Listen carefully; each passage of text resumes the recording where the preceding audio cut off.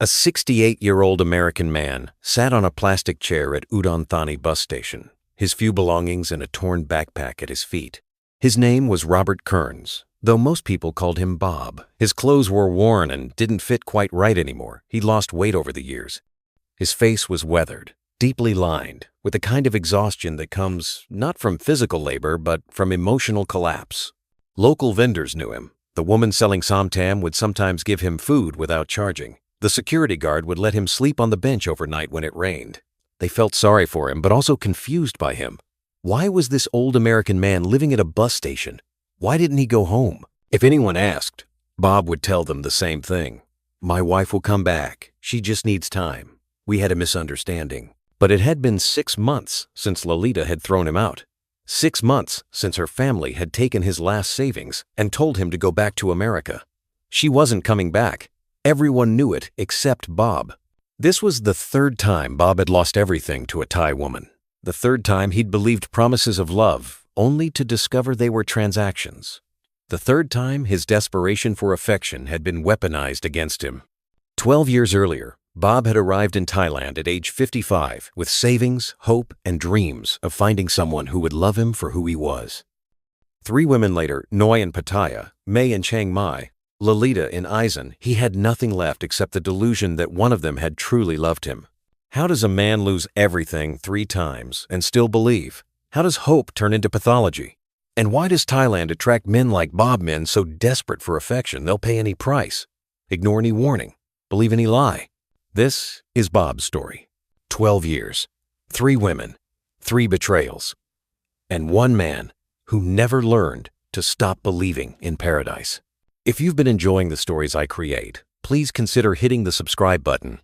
Your support is crucial for the growth of this channel and helps me dedicate time to making these videos despite my commitment to a full-time job. Thank you for being here.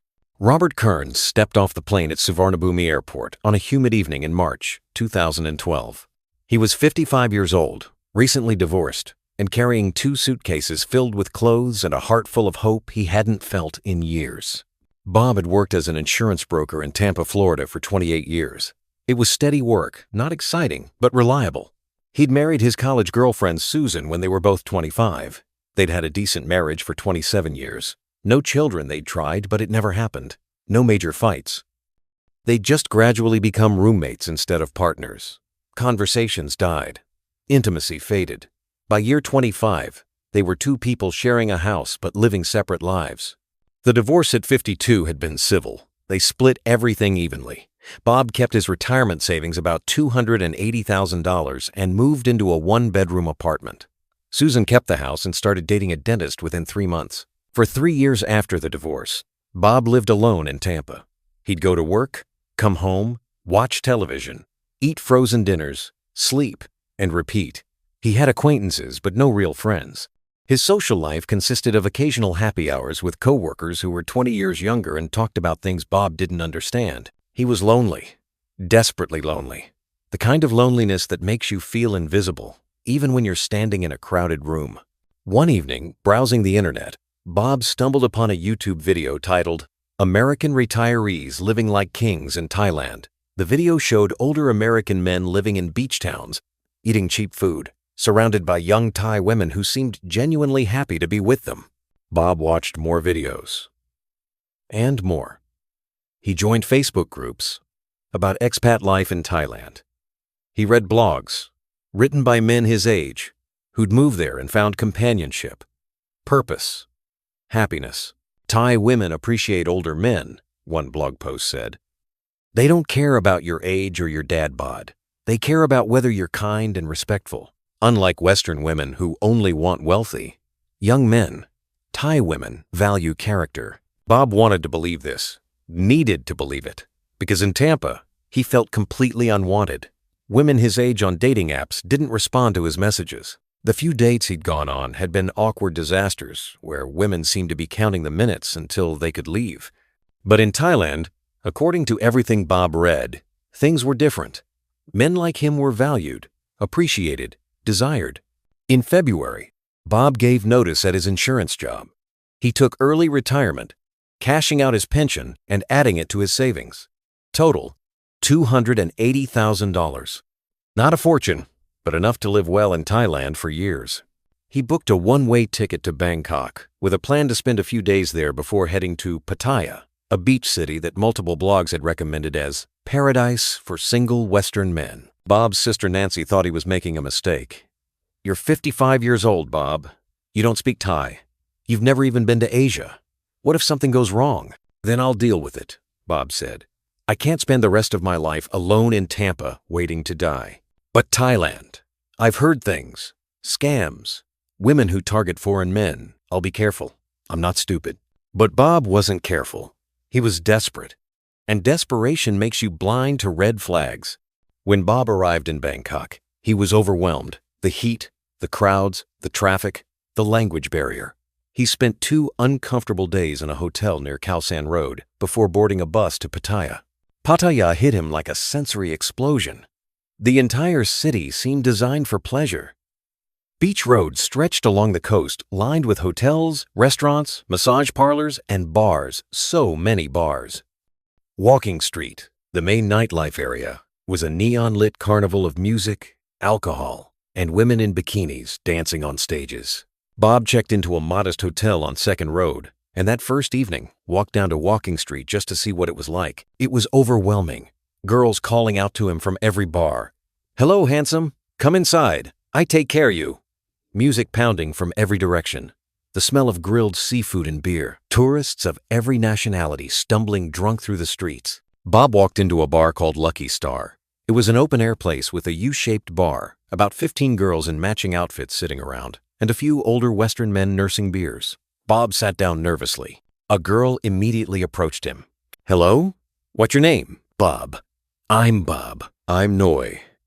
She sat down next to him without asking. "You buy me drink?" Bob didn't know what to do. He'd never been in a situation like this. "Sure, what do you want?" "Lady drink, 120 baht." Bob ordered her a drink and a beer for himself. Noi was probably late 20s, small and pretty, with long black hair and a quick smile. She asked him questions where he was from. Was he on holiday? Was he married? And Bob found himself relaxing. They talked for over an hour. Noi told him she was from Buriram province, working in Pattaya to support her family. She said she didn't like bar work but needed the money. She asked Bob about America, about his life, and seemed genuinely interested. When Bob got up to leave, Noi took his hand. "You come back tomorrow? I want to see you again." "Really?" Bob said, surprised. "Yes. I like talk to you. You nice man. Not same other customer." Bob walked back to his hotel feeling something he hadn't felt in years. Wanted. Desired. Seen. He went back to Lucky Star the next night, and the night after that, and the night after that.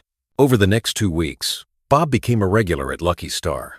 He'd arrive around 7 p.m. and stay until midnight, buying drinks for Noi, talking, laughing. She'd sit with him the whole time, occasionally getting up to dance when her turn came, but always coming back to Bob. Other girls would try to get his attention, but Bob only wanted Noi. She made him feel special. She'd hold his hand, rest her head on his shoulder, call him my handsome man. One evening, Noi said something that made Bob's heart race. "I wish I don't have to work in bar anymore. I'm tired of this life. I want normal life. Have normal boyfriend. Maybe get married someday." "What would you do if you didn't work here?" Bob asked. "Maybe work in restaurant or shop, something more respect. But bar pay more money. I need to help my family." Bob had learned about bar fines, paying the bar to take a girl out for the evening or to leave early. It typically cost between 300 and 500 baht, about $10 to $15. Bob had never done it. He wasn't that kind of guy. But listening to Noi talk about wanting to leave bar life, Bob had an idea. What if I paid the bar so you could stop working there? Like, permanently? Noi looked at him, surprised. "What you mean? How much would it cost for you to quit? To buy out your contract or whatever?" Noi's eyes went wide. "Bob, that very expensive. Maybe 300,000, 400,000 baht. Cannot ask you for that." 300,000 baht was about $10,000. That was a lot of money. But Bob had savings. And if it meant Noi could leave bar life and they could be together properly, "What if I did it?" Bob said. "What if I gave you the money to quit?" Noi looked emotional. "Bob, why you do that for me? You barely know me." Because I care about you. And I want to see if we could have something real, not just this. He gestured at the bar around them. Noi threw her arms around him. You are best man I ever meet. Nobody ever do something like this for me. 3 days later, Bob transferred 400,000 baht, about $13,000, to Noi's bank account. The mama-san at Lucky Star confirmed she'd received the payment and released Noi from her contract. Noi was free, and she wanted to be with Bob. Bob rented a one-bedroom condo in North Pattaya for 12,000 baht a month, about $400. He furnished it simply. Noi moved in with him immediately. For the first few weeks, it was everything Bob had dreamed of. Noi would wake up early and make breakfast rice porridge with pork or simple Thai omelets. They'd have coffee together on the small balcony. During the day, Noi would clean the condo and do laundry, while Bob explored Pattaya or read. In the evenings, they'd cook dinner together or go out to local restaurants.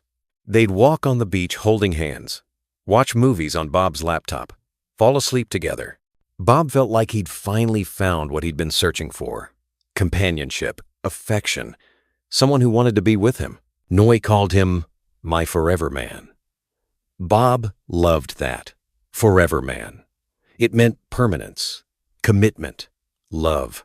Bob bought Noi a motorbike, 60,000 baht, about $2,000, so she could get around Pattaya independently. He gave her spending money, 5,000 baht a week, about $160, so she didn't feel dependent. Everything was perfect.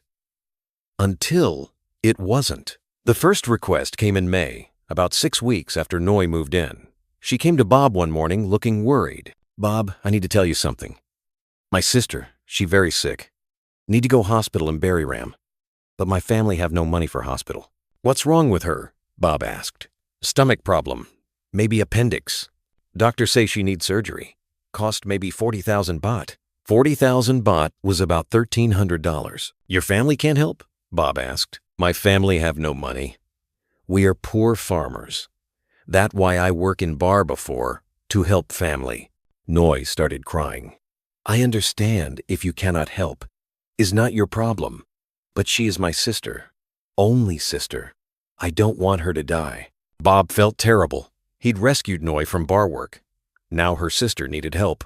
What kind of man would he be if he didn't help? I'll take care of it, Bob said, pulling Noi into a hug. He transferred 40,000 baht to Noi's account. She was so grateful, crying and thanking him repeatedly.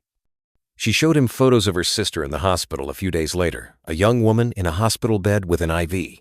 Bob felt good about helping. 2 weeks later, it was her mother. Her mother needed medicine for diabetes. 20,000 baht. Then her brother's motorbike broke and he needed it for work. 15,000 baht for repairs. Then the family home's roof was leaking and needed fixing before rainy season. 50,000 baht. Then her nephew needed school supplies and uniforms. 8,000 baht. Each time, Noi would come to Bob with tears and stress, explaining the problem. And each time, Bob would give her the money. Because what else could he do? This was her family. They were struggling. And he had the money to help. By July, Bob had given Noi an additional 150,000 baht, about $5,000 beyond the 400,000 for her bar release and the 60,000 for the motorbike. Bob's savings, which had been $280,000 when he arrived in Thailand, were now down to about $250,000. He'd spent $30,000 in 4 months. He tried to talk to Noi about it one evening. I want to help your family, but I need to be careful with money. I need to make sure I have enough to live on. Noi looked hurt. You think I use you for money? No, my family have real problems. Real emergency, not fake. You think we lie? I'm not saying that. Maybe I should leave. Maybe I should go back to bar. Make my own money. Not be burdened to you. No, Noi, don't say that. I love you. It was the first time Bob had said it out loud. I love you. Noi looked at him with tears in her eyes. You love me? Yes, I love you. She hugged him tightly. I love you too, Bob. You are my forever man. Bob felt relief. They loved each other. The money didn't matter. Love mattered. But deep down, a small voice in Bob's head was starting to ask questions he didn't want to answer. In September, Bob decided he wanted to make things official. He'd been with Noi for 6 months. They lived together. They said they loved each other. The logical next step was marriage. Bob bought an engagement ring from a jewelry shop in Central Festival, Pattaya, a simple gold band with a small diamond. It cost 45,000 baht, about $1,500. One evening, Bob took Noi to a nice seafood restaurant on Beach Road. After dinner, as they walked along the beach, Bob got down on one knee. "Noi, I love you. You've made me happier than I've been in years. Will you marry me?" Noi looked shocked. Then she started crying. But she didn't say yes. "Bob, I don't know what to say." "Say yes," Bob said, his knee starting to hurt on the sand. "It's just, marriage is very serious. And my family. They will want traditional Thai wedding. Very expensive. I don't want to make problem for you." Bob stood up, confused. "So, is that a yes or a no?" "I need to think," Noi said, "and talk to my family. Okay?" Bob felt deflated. He'd imagined tears of joy. An immediate yes, not "I need to think." They walked back to the condo in uncomfortable silence. That night, Noi slept turned away from Bob, not touching him. The next morning, Noi said she needed to go to Buriram to talk to her family about the proposal. "I will be back in few days. Don't worry." But Bob did worry. Why did she need to talk to her family? Why couldn't she just say yes? Noi was gone for 5 days. When she came back, she said her family was happy about the marriage, but they needed to discuss Sin Sod, the dowry Bob would pay to her parents. "How much?" Bob asked, dreading the answer. "My family say 200,000 baht. But I tell them that too much. I talked them down to 150,000. 150,000 baht was about $5,000. "That's just for the dowry?" Bob asked. "Yes. And then there is cost for wedding ceremony. Food, drinks, monks, music. Maybe another 100,000 baht. 250,000 baht total. About $8,000. Bob's savings were already down to $230,000 after 5 months of supporting Noi and her family. Another 8,000 would take him down to 222,000. But this was marriage. A commitment. The dowry was tradition. The wedding was important. Bob couldn't say no without seeming cheap. "Okay," Bob agreed. "When?" "I need to check with my family about best date.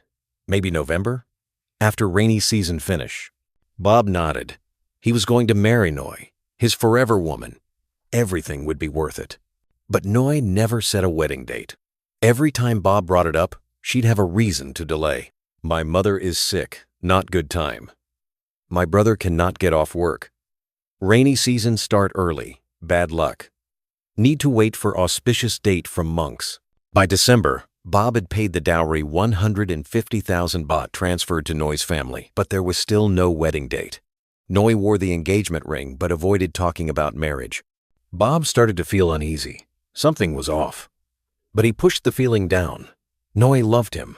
She'd said so. They were engaged. Everything was fine. Everything was not fine. In late January, almost a year after Bob had arrived in Pattaya, he ran into another expat at a coffee shop, a British man named Graham who'd lived in Pattaya for 10 years. They got to talking, and Graham asked Bob about his situation. Bob mentioned Noi, the engagement, the delayed wedding. Graham's expression changed. "What's her full name?" "Noi Siraporn Thongsuk." Graham pulled out his phone and showed Bob a Facebook profile. It was Noi, same face, same smile. But the profile was under a different nickname, and it showed her in a relationship with a Thai man. "That's her?" Graham asked. Bob's stomach dropped. When was this posted?" "Last week. Mate, I'm sorry, but you might want to look into this." Bob felt sick. He went home and confronted Noi. "Who is this?" He showed her the Facebook profile. Noi's face went pale. Then it hardened. "That is my ex-boyfriend. We are not together anymore." "Then why does it say you're in a relationship?" "I forgot to change. Not important." "Not important? Noi, we're engaged." "You are jealous for nothing." They fought for 2 hours. Noi denied everything. Said the photos were old. Said Graham was lying. Said Bob was being paranoid. But Bob couldn't let it go. Over the next week, he did something he'd never done before. He went through Noi's phone while she was sleeping. What he found destroyed him. Messages with multiple Thai men. Requests for money. Photos Bob had never seen. Conversations in Thai that Google Translate revealed were about farang boyfriend, foreign boyfriend, and easy money. There was a regular conversation with one man, the same man from the Facebook profile. They talked every day.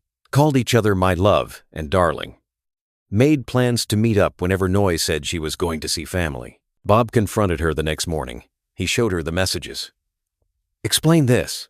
Noi didn't even try to deny it this time. Her face went cold. "You go through my phone? You don't trust me? You're cheating on me. I do what I need to do. You think I love you?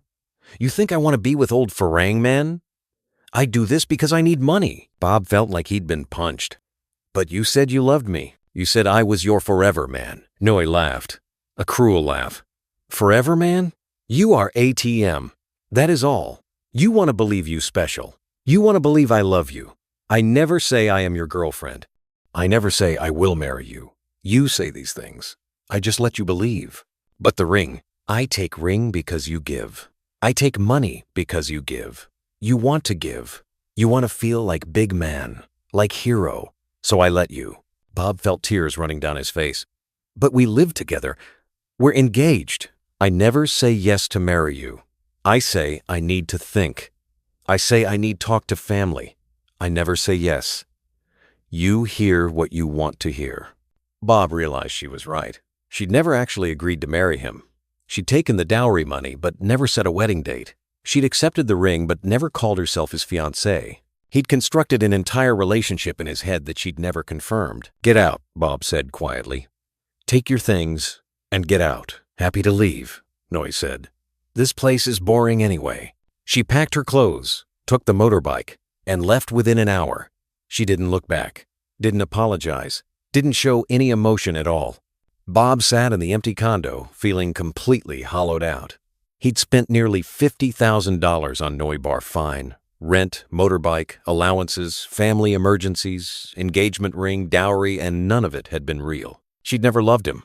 She'd never intended to marry him.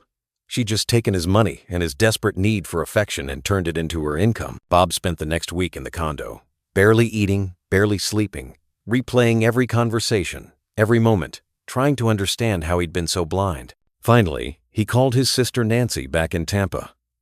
"You were right," he said, his voice empty. "I was stupid. I lost everything." "Not everything," Nancy said. "You still have savings. Come home, Bob, please. Come home." "I can't," Bob said. "I can't face everyone, knowing how stupid I was. Bob, please. I need to stay. Maybe I can figure things out here." "Bob, this is crazy. You were scammed. It happens. But you need to come home." "No," Bob said. "I'm staying." Because Bob couldn't admit defeat, couldn't accept that his dream of finding love in Thailand was a delusion, couldn't face the humiliation of returning to Tampa with nothing to show for his year except loss. So he stayed, and 2 months later, he packed up the Pattaya condo and moved north to Chiang Mai. A fresh start, a chance to do things differently. But Bob hadn't learned anything. He was still desperate, still lonely, still believing that somewhere in Thailand there was a woman who would love him for who he was. And that desperation made him the perfect target. Again, Bob arrived in Chiang Mai in May, 5 years after his disaster with Noi and Pattaya. He was 60 years old now, and he'd convinced himself he was wiser, more careful, less naive. After leaving Pattaya, Bob had spent those 5 years living modestly, trying to rebuild his confidence and savings. He'd rented a cheap apartment, lived on about 40,000 baht a month, and slowly accumulated some money back through his pension and what remained of his savings. He'd also done something unusual. He'd actually started a small business. Bob had opened a guest house in a quiet area near Chiang Mai University. It wasn't fancy, just 6 rooms in a converted house, but it generated modest income, about 50,000 baht a month after expenses. Combined with his pension and savings, Bob was doing okay financially. He'd sworn off Thai women after Noi. For 5 years, he'd focused on work and avoided any romantic entanglements. He'd told himself he didn't need companionship. He was fine alone. But he wasn't fine. He was still lonely, still aching for connection, still hoping that maybe, somewhere, there was someone who would want him. That's when he met May. Her real name was Orawan, but she went by May with foreigners because it was easier to pronounce. She was 33 years old, educated, spoke excellent English, and carried herself with a confidence that was different from the bar girls Bob had met in Pattaya. Bob met her at a coffee shop in Niman, the trendy area of Chiang Mai, full of boutique cafes and art galleries. Bob was there reading when May sat at the table next to him. She was working on a laptop, speaking business English on a phone call with someone, discussing bookings and client preferences. After she hung up, Bob made casual conversation. "You speak English very well." "Thank you. I studied at Chiang Mai University, English major. I run a small travel agency now." "A travel agency? That's impressive. It's just me and 2 freelance guides. Nothing big, but I love it. I get to help people experience the real Chiang Mai, not just tourist Chiang Mai." They talked for over an hour. May was smart, articulate, and seemed genuinely interested in Bob's guest house business. She gave him ideas for marketing, suggested partnerships with tour agencies, even offered to refer clients to him. "Most guest houses and agencies should work together," May said. "Help each other. But Thai people are sometimes too competitive. They don't see the benefit of collaboration." Bob was impressed. This wasn't a bar girl. This was a businesswoman, professional, independent. Over the next few weeks, Bob and May met for coffee regularly. Their conversations were always about business marketing strategies, customer service, ways to improve operations. May helped Bob create a Facebook page for his guest house.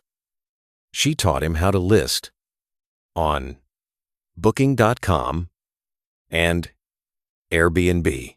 Bob's bookings increased. His guest house went from 40% occupancy to 70%. He was making more money, and he owed it to May's advice. One evening, May invited Bob to dinner. "I want to thank you for being such a good friend. You've helped me practice my English, and I enjoy our conversations." They ate at a nice restaurant in the old city.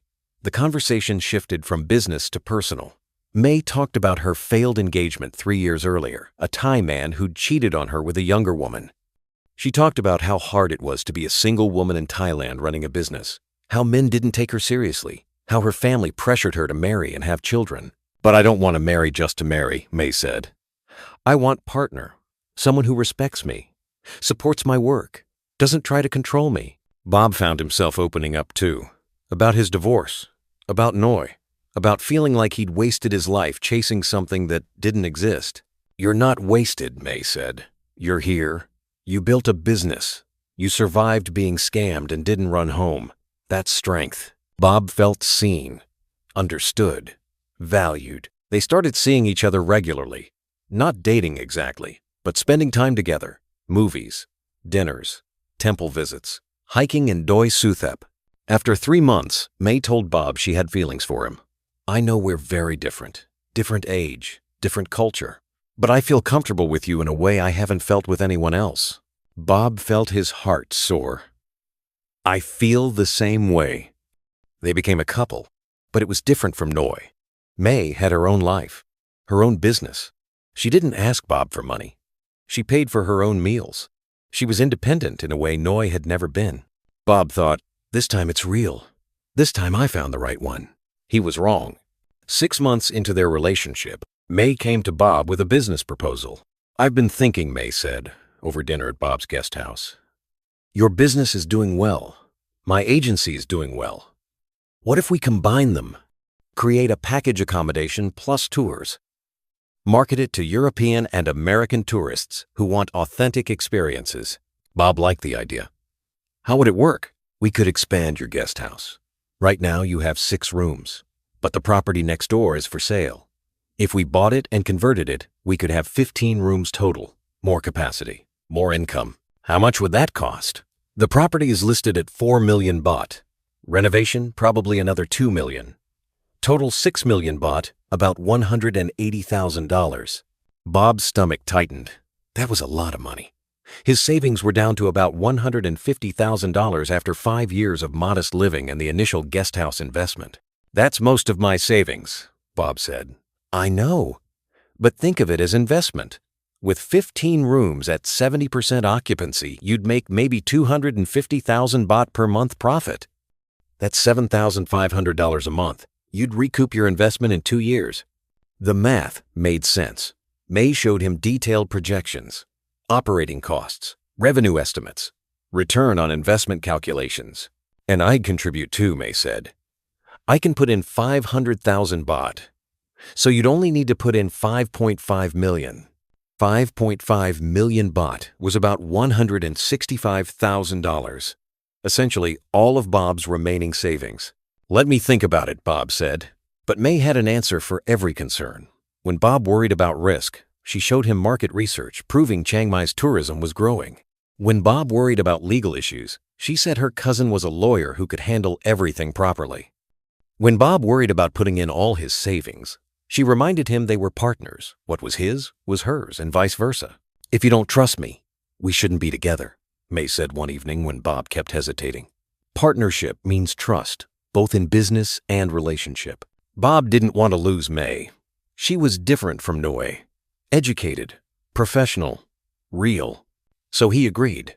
In November, Bob transferred 5,500,000 baht, $165,000 to a business account May had set up. The account was in the company name, Chiang Mai Authentic Experiences Limited. May's cousin, the lawyer, handled all the paperwork. Bob signed documents he couldn't read. They were in Thai, but that May assured him transferred ownership of both properties and the business to the company, with Bob as majority shareholder. "You own 60%, May said. "I own 40%. It's all in your name, don't worry." But Bob should have worried. The property purchase went through quickly. Too quickly, Bob thought. But May said, "That was just how things worked in Thailand. When you paid cash." Construction started in December. Bob would visit the site and see workers renovating the building, adding rooms, installing bathrooms. It looked legitimate. But in January, May said there was a problem. The construction company had underestimated costs. They needed another 500,000 baht to complete the work. "I thought we budgeted for this," Bob said. "We did. But material costs went up, and we need to upgrade some things to meet safety standards. Can't the company absorb that?" "Bob, they'll walk away from the project if we don't pay. We'll lose everything we've already invested." Bob didn't have 500,000 baht. He'd put essentially all his savings into the initial investment. "I'll borrow from the bank," May said. "But I need you to co-sign the loan." Bob co-signed. May borrowed 500,000 baht from a Thai bank. Bob was now legally responsible for repaying it if she defaulted. In February, there was another problem. The business licenses were delayed because of paperwork issues. May said it would cost 200,000 baht in fees to expedite the process. What kind of fees? Processing fees. Permit fees. You know how government works in Thailand. Everything requires payment. Bob felt uneasy. But he'd already invested everything. He couldn't back out now. He took out another loan this time in his name for 200,000 baht from a different bank. By March, Bob had invested or borrowed a total of 6,200,000 baht, about $185,000. His entire savings, plus debt. The construction was nearly complete. The new rooms looked good. The business seemed ready to launch. But then COVID hit. In March 2020, Thailand shut down. Tourism stopped completely. Borders closed. Guest houses and hotels sat empty. Bob's original 6 rooms had 0 guests. The new expansion, which was ready to open, would have 0 guests too. Income stopped entirely, but expenses didn't. Bob still had to pay staff, pay utilities, pay loan repayments. May said they should pause everything. Wait for tourism to come back. It will. Just be patient. But Bob was bleeding money. His pension was only $1,800 a month, about 60,000 baht. His loan repayments were 30,000 baht per month. His living expenses were another 30,000. He was breaking even, with 0 cushion. By June, Bob realized he was in serious trouble. He tried to access the business bank account to check finances. May had changed the password. "Why can't I access the account?" Bob asked. "Because you kept worrying about every expense. I changed it so you wouldn't stress. I'm managing everything. Don't worry. May, I need to see the finances." "You don't trust me?" After everything, they fought. May accused Bob of being controlling, said he didn't respect her business expertise, said Western men always thought they knew better than Thai women. Bob backed down, but his gut was screaming that something was wrong. In July, Bob went to May's travel agency office. It was closed. A sign said the business had moved. Bob called May. "Where's your office?" "I moved it to save on rent. Everything is online now anyway because of COVID." "Where did you move it to?" "My apartment." "Why? Are you checking up on me?" Bob tried to visit her apartment. May wasn't there. A neighbor said May hadn't lived there for months. Bob felt panic rising. He went to the lawyer May's cousin to review the business documents. The office was empty. A sign said the law firm had closed. Bob went to the local government office to check the business registration. Chiang Mai Authentic Experiences Limited was registered. But the listed directors were 3 names Bob didn't recognize. May's name wasn't on it. Bob's name wasn't on it. Bob's hand shook as he realized what had happened. The company wasn't his. The property wasn't his. The expansion he'd funded wasn't his. All the documents he'd signed in Thai had transferred ownership to people he'd never met, probably May's family or associates. He'd been scammed. Again. He tried calling May. Her number was disconnected. Her Facebook was deleted. Her Line account was deleted. She'd vanished. With $185,000 of Bob's money. Bob sat in his original 6-room guest house, which he did still own, and broke down completely. He'd lost everything. Again. But this time felt worse, because May hadn't been a bar girl. She'd been educated, professional. She'd spent months building trust before striking. She'd made him believe they were partners. This wasn't a romantic scam. This was a business scam. And Bob had walked into it willingly because he'd been so desperate to believe someone respected him, valued him, saw him as an equal. He couldn't call his sister. Couldn't admit he'd been scammed twice. Couldn't face the humiliation of explaining that he'd lost everything again after promising he'd learned his lesson. So Bob didn't go home. He stayed in Chiang Mai, closed the guest house, lived off his pension and the loan debt he'd have to repay for years. He was 61 years old, broke, alone, and still in Thailand. Because leaving meant admitting complete failure. And Bob couldn't do that. Not yet. Bob left Chiang Mai in August, 6 years after the May disaster. He was now 67 years old, living on just his pension, $1,800 a month, about 60,000 baht. He'd paid off the loans, barely. But it had taken years and left him with nothing saved. He moved to Udonthani, a city in Thailand's Isaan region, the rural northeastern part of the country known for rice farming and poverty. Bob had heard that living costs in Isaan were even cheaper than Chiang Mai. He could survive there, maybe even find some peace. Bob rented a small house on the outskirts of Udonthani for 5,000 baht a month, about $150. It was basic concrete walls, tile floors, a squat toilet, a cold shower, but it was all he could afford. Bob had given up on romance, given up on business, given up on ambition. He just wanted to exist quietly until he died. Maybe volunteer at a temple, maybe teach some English, just exist. That's when he met Lolita. Her nickname was Ning. She was 40 years old, a widow whose husband had died in a motorcycle accident 5 years earlier. She lived in a village about 20 minutes outside Udonthani with her elderly mother and her 2 teenage sons. Bob met her at the fresh market where she sold vegetables from her family's farm. Bob would go there in the mornings to buy food, cheap vegetables, rice, occasionally some chicken or pork. Ning's stall had the freshest produce and the best prices. She was different from Noi and May. Simpler. She didn't speak much English, just basic words. She didn't wear makeup. Her hands were rough from farm work. She laughed easily and had a warm, genuine smile. Bob started going to her stall every morning. He'd practice his terrible Thai, and she'd practice her terrible English. They'd laugh at the miscommunications. Other vendors would laugh with them. After a few weeks, Ning invited Bob to her village to see the farm. Bob borrowed a motorbike and drove out. The village was rural, wooden and concrete houses, dirt roads, rice fields stretching in every direction, chickens and dogs wandering freely, kids playing in the street. Ning's house was modest, a small wooden structure on stilts with a concrete ground floor where they cooked and ate.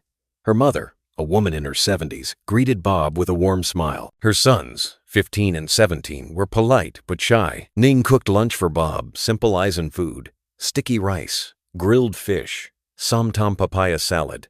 It was delicious. Bob felt something he hadn't felt in years. Welcome, like he belonged. Over the next few months, Bob visited Ning's village often. He'd help with farm work, not much. His 67-year-old body couldn't handle heavy labor, but he'd help harvest vegetables or feed chickens. The family seemed to genuinely enjoy having him around. Ning's mother would smile and pat Bob's hand. The son started calling him uncle. The neighbors would wave and invite him to drink Lao Khao rice whiskey in the evenings. Bob felt like he'd finally found what he'd been searching for. Not romance, not business, just belonging, family, acceptance. One evening, sitting outside Ning's house watching the sunset over the rice fields, Ning said something in broken English that made Bob's heart jump. "You are a good man.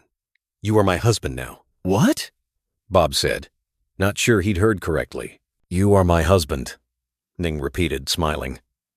"You take care of me. I take care of you. We are husband." It wasn't a proposal. It was a statement. In Ning's worldview, they were already married. Bob had integrated into the family. He helped them. They cared for him. That was marriage in the village sense. Bob felt tears in his eyes. After 12 years in Thailand, after 2 devastating scams, he'd finally found someone who wanted him. Not for his money, he barely had any. Not for business opportunities, just for who he was. "Okay," Bob said. "I'm your husband." They had a small wedding ceremony in the village 2 weeks later. It wasn't legal, just a traditional village ceremony with monks, food, lao cow, and the entire village in attendance. Bob wore traditional Thai clothes that made him look ridiculous, but everyone clapped and cheered. Ning's mother cried happy tears. Bob paid the traditional dowry 300,000 baht, about $9,000. It was most of what he had saved from a year of living cheaply on his pension. But it was tradition, and Bob wanted to do things right this time. He moved into Ning's house. It was crowded. Bob, Ning, her mother, and her 2 sons all living in a small space. The heat was oppressive with no air conditioning. The toilet was a squat toilet outside. The shower was a bucket and a ladle. But Bob was happy. Happier than he'd been in years. Until it all fell apart. For the first 3 months living in the village, Bob felt content. He'd wake up early with the roosters, have rice porridge with the family, spend the day helping with small tasks, eat simple meals, sleep early. It was the simple life he'd always said he wanted. But in December, Ning started asking Bob about his money. "How much you have in bank?" "Not much," Bob said honestly. "Maybe 600,000 baht.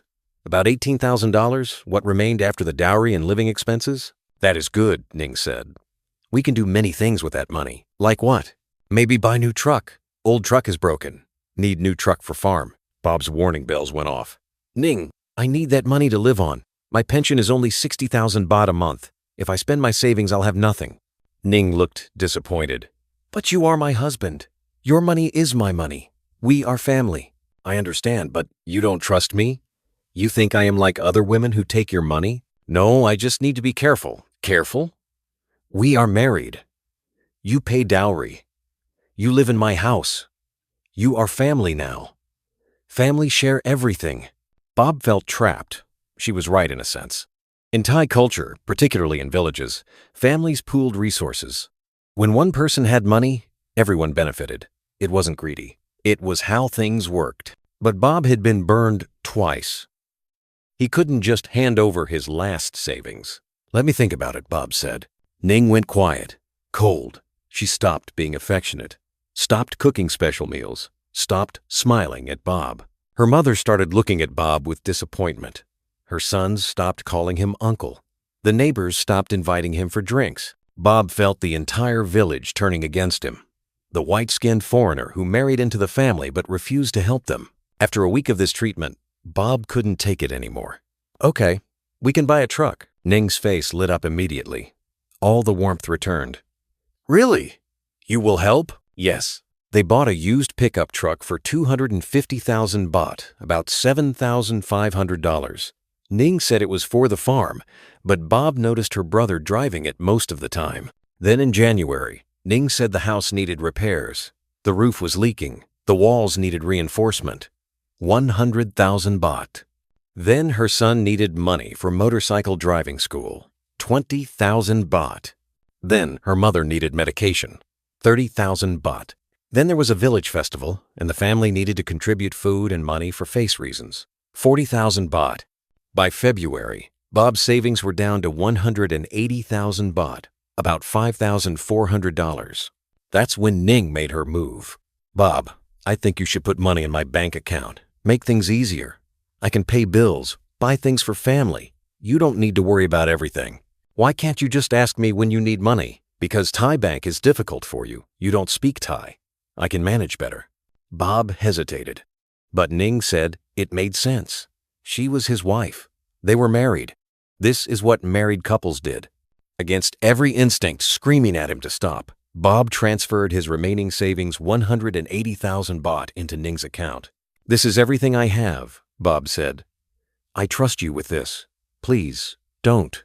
He couldn't even finish the sentence. "Don't betray me. Don't be like the others. Don't break me again. I am your wife," Ning said. "I take care of you. Don't worry." 2 weeks later, Bob went to check Ning's account balance on her phone while she was out working in the fields. The account was empty. Every baht was gone. Bob felt the world spinning. "Where's the money?"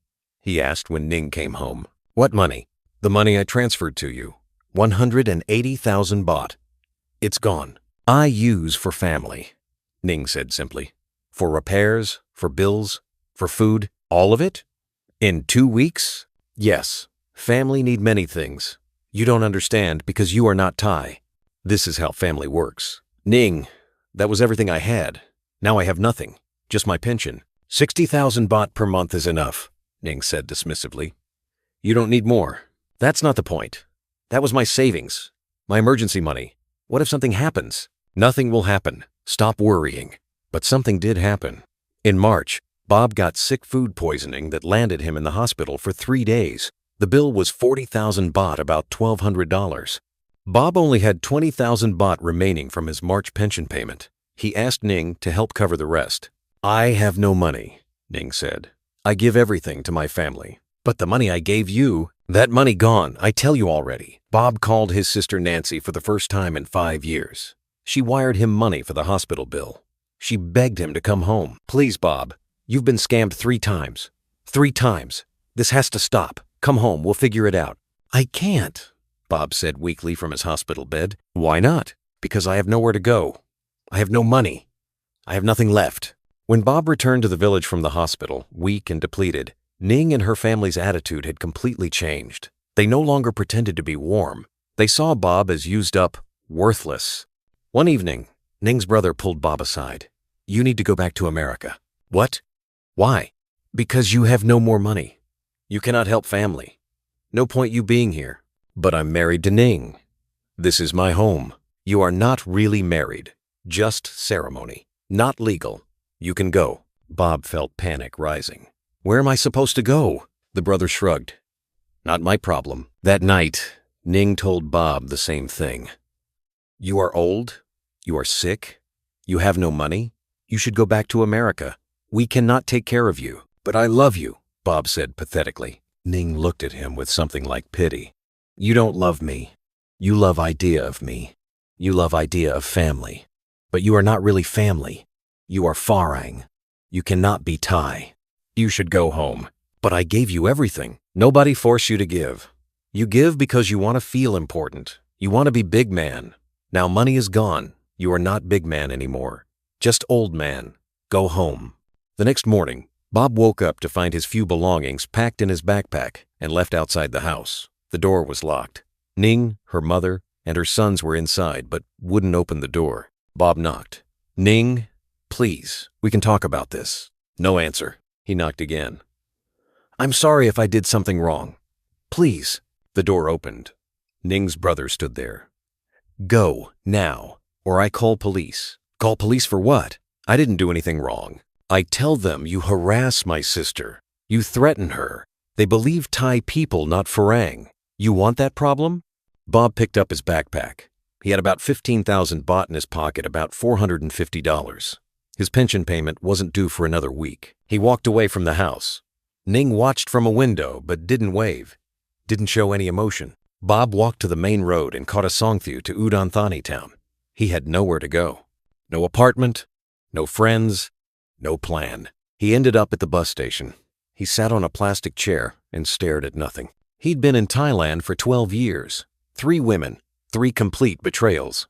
And he'd given them everything, over $250,000 total. His entire life savings, all his hope, all his trust.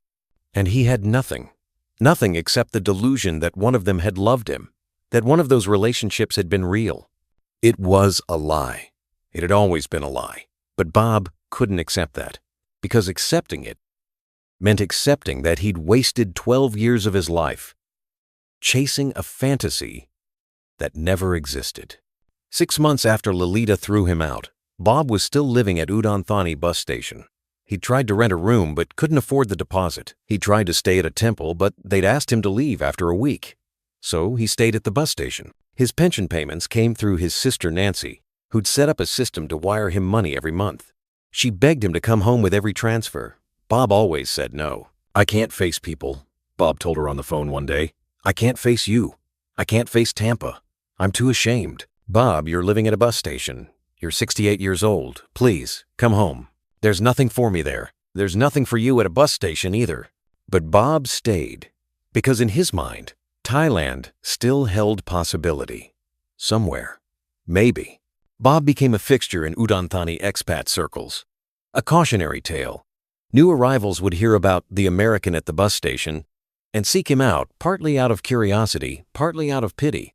Bob would tell them his story, about Noi and Pattaya, about May and Chiang Mai, about Lolita in the village. He'd tell them every detail, every hope, every betrayal.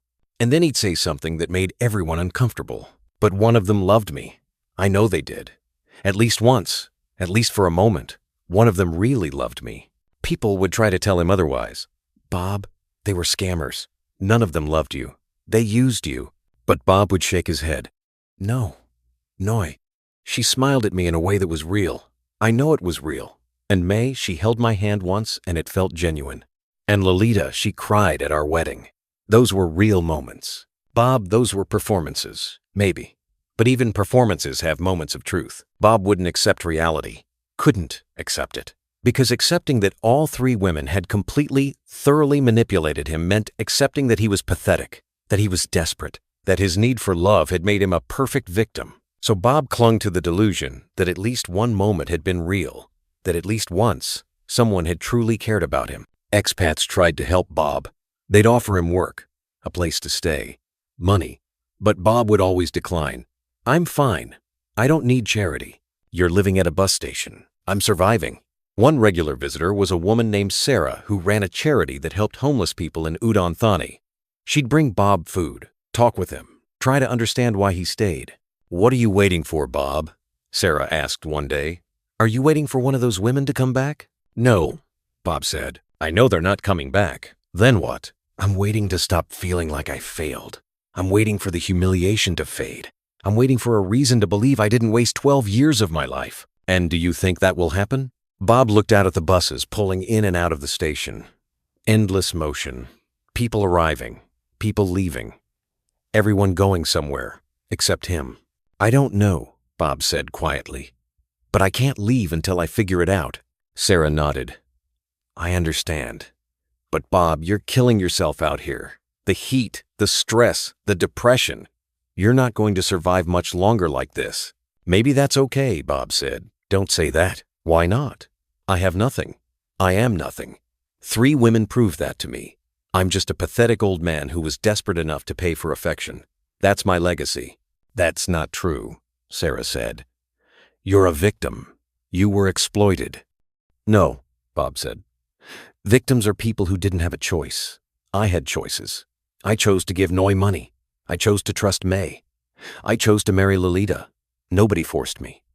I wanted to believe so badly that I ignored every warning. That's not being a victim. That's being desperate and stupid."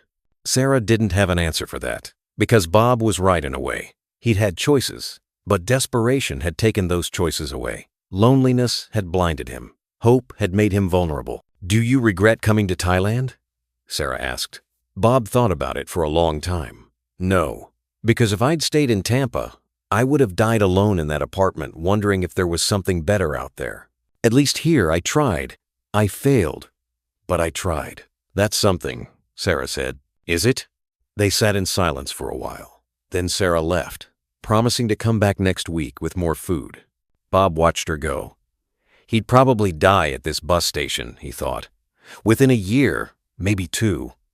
The heat would get him, or the rain, or illness. He'd become another cautionary tale in expat forums. "Did you hear about the American who died at Udonthani bus station? He'd been scammed 3 times. But Bob didn't care anymore. He'd stopped caring about survival. He was just existing, waiting, though he didn't know what he was waiting for. One evening, a young American man approached Bob. Maybe 25 years old, fresh-faced, wearing a backpacker's clothes. "Are you Bob Kearns?" the young man asked. "Yeah. Who's asking?" "My name is Jake. I'm traveling through Thailand. I heard your story from some expats in Chiang Mai. They said I should come talk to you." "Why?" "Because I'm thinking about moving to Thailand, meeting a Thai woman, starting a life here. And everyone said I should hear your story first, as a warning." Bob laughed bitterly. "You want me to warn you off? Tell you how terrible Thai women are? How Thailand will destroy you?" "Yeah, basically." Bob looked at Jake, young, hopeful, full of dreams. Just like Bob had been 12 years ago. "It won't work," Bob said. "What won't work?" "Me warning you. Because if you're already thinking about it, you've already decided. You want to believe there's something better here. You want to believe you can find love, or purpose, or escape. And no amount of warnings will stop you. But your story, my story won't stop you. Because you'll tell yourself you're different. You're smarter. You won't make my mistakes. You'll see the red flags. You'll be careful." "Won't I?" "No," Bob said. "Because loneliness makes you blind. When you're desperate enough for connection, you'll ignore every warning. You'll hand over money you shouldn't. You'll trust people you shouldn't. You'll believe lies you shouldn't.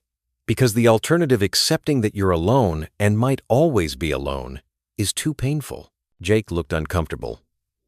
"So you're saying I shouldn't come to Thailand?" "I'm saying if you do come, understand what you're really looking for. If you want vacation, great. If you want culture, great. But if you're coming because you're lonely and hoping Thai women will solve that loneliness, you're already lost. Because loneliness follows you. Geography doesn't change that." "But you stayed," Jake said. "Even after 3 times. Why?" Bob stared at the buses. "Because leaving means admitting I was wrong about everything. That 12 years of my life were wasted. That I'll die alone anyway. At least here, I can still believe that maybe one moment was real. That maybe Noi smiled at me genuinely once. That maybe May squeezed my hand with real affection. That maybe Lolita cried real tears at our wedding. I can't prove those moments weren't real, so I choose to believe they were. Even though they probably weren't. Even though they probably weren't." Jake stood there for a moment, processing. Then he said, "Thank you for your honesty. You're still going to do it, aren't you? Come to Thailand? Chase the dream?" Jake hesitated, then nodded. "Yeah, I think I am." Bob nodded back. "Then, good luck. Maybe you'll be the one who makes it work. Maybe your story will be different." "Do you believe that?" "No," Bob said. "But you need to believe it. So believe it. Until you can't anymore." Jake left. Bob watched him disappear into the crowds of travelers flowing through the station. Another hopeful fool, just like Bob had been, just like thousands of men before him. Thailand would chew him up and spit him out eventually. Or maybe it wouldn't. Maybe Jake would be the exception. But probably not. Bob leaned back against the wall and closed his eyes. The heat pressed down on him like a weight. His stomach growled. He hadn't eaten since morning. His body ached from sleeping on hard plastic chairs. But he didn't move. Didn't try to find food. Didn't try to find shelter. He just sat there at Udonthani bus station, 68 years old, with nothing left except the delusion that somewhere in his 12 years of failure, there had been one genuine moment of love. It was all he had left, and he would hold on to it until his last breath.